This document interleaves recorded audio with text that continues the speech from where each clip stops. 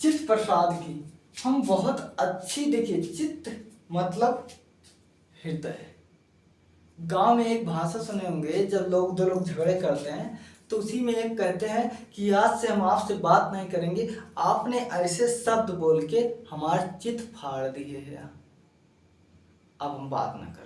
मतलब जहाँ चित्त की बात हो वहाँ ऐसी बात हुई, ऐसी घटना हुई कि जिसका सीधा प्रभाव आपके हृदय पर हुआ। तो यही चीज चित्त प्रसाद जी दर्शाते हैं।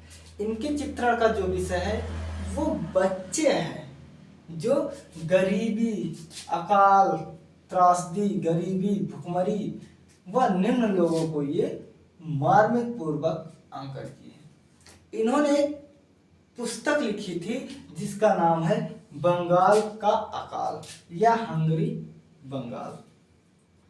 अगर किसी को नष्ट करना हो तो पहले आप उसके फसल को नष्ट करो। किसको? आप उसके फसल या खाना, ठीक है, या उसके खाने या फसल को नष्ट कर दो। तो क्या हुआ, बाढ़ बहुत तेज आई थी बंगाल में। बंगाल में बाढ़ आई, किसानों का फल फूल फसल पेड़ और गिरने लगे।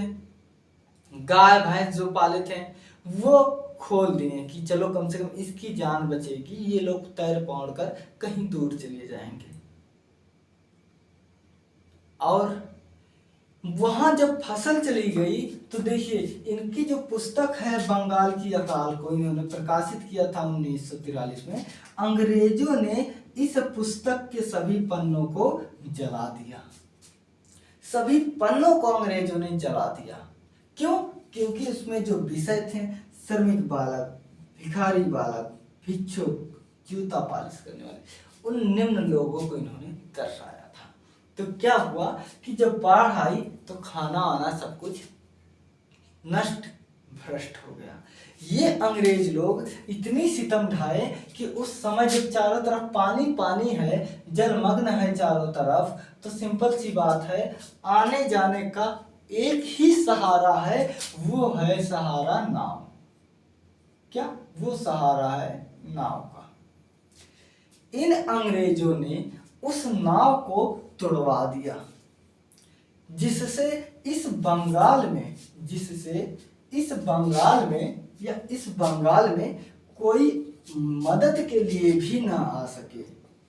क्या? आजकल हमारा देश छोड़ो, दूसरे देश में अगर कोई ऐसे अकाल भुखमरी आती है, किसी प्रदेश में आती है, तो भारतीय सेना तुरंत मूलभूत चीजें पहले उसकी जान बचाती है और खाने को जरूर देती है। लेकिन उस समय ऐसा कुछ भी नहीं हुआ। इतनी बाढ़ थी कि जलमग्न था चारों तरफ कि कोई आता भी तो कैसे आता, उनके नाव भी इन अंग्रेजों ने तोड़ दिए थे।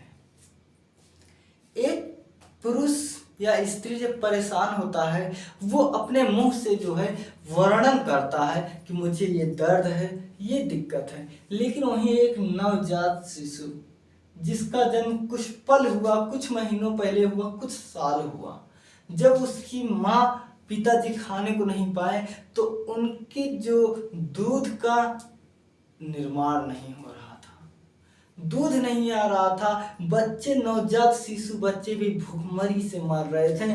बंगाल की सड़कों पर लाशें ऐसे गिर रही थी कि जैसे मानो तेज वर्षा में कड़कता हुआ बर्फ गिर रहा हो।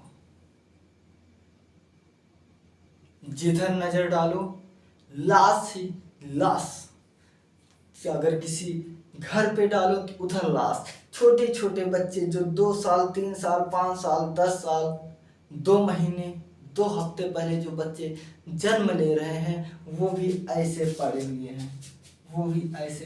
हैं एकदम कपड़े में लपेटे हुए। सड़क की पूरी जो है, बंगाल की पूरी सड़क जो है लाश ही लाश हो गई। जो चील आसमान से ये कह रहे हैं कि ऐसी त्रासदी, मैं कितने बच्चों का मांस नोच नोच के खाऊंगा, कितने बच्चे का मांस हम नोच नोच के खाएंगे। ऐसे मानो वो चीख कर रहे हैं कि इतनी त्रासदी एक साथ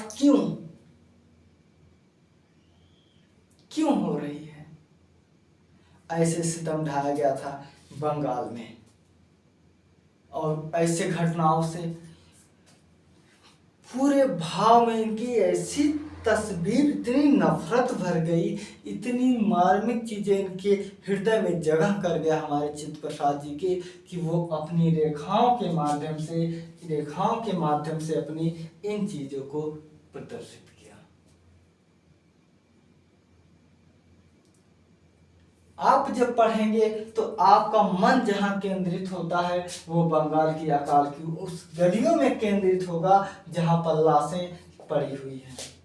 बच्चा, नवजात शिशु भी मर रहा है, जो एकदम नया नया भी पेट से निकला हुआ बच्चा, उसकी लाशें, बूढ़ बुजुर्ग, औरतें, बच्चे बच्चियां, हर एक ऐसे गिर रहे थे मानो एक तरफ से पटरे बिछाई हो। ऐसी अकाल, ऐसी त्रासदी, ऐसी घटनाएं घटित किया गया था जानबूझकर इन अंग्रेजों के द्वारा।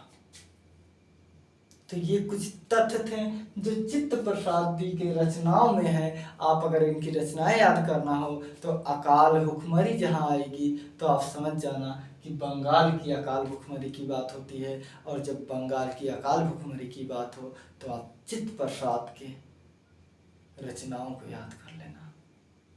और हाँ, YouTube पे क्लासें तो आपको बहुत मिल जाएंगे, लेकिन ऐसे गुणवत्तापूर्ण अगर क्लास करनी हो ना तो आप हमें अपने से जोड़ के रखिएगा, क्योंकि हम लोग एक दूसरे से सीखते और सिखाते हैं, चीज़ों को पकड़ते हैं, पढ़ते हैं, अध्ययन करते हैं, मूल्यांकन करते हैं, फिर यहाँ प्रस्तुत करते हैं।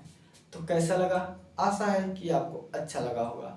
आप लोग अपना ख्याल रखना। और हाँ, इसका जो पूरा वीडियो है वो इसी के जो है डिस्क्रिप्शन बॉक्स में दिया हुआ है। टेक केयर, अपना ख्याल रखना।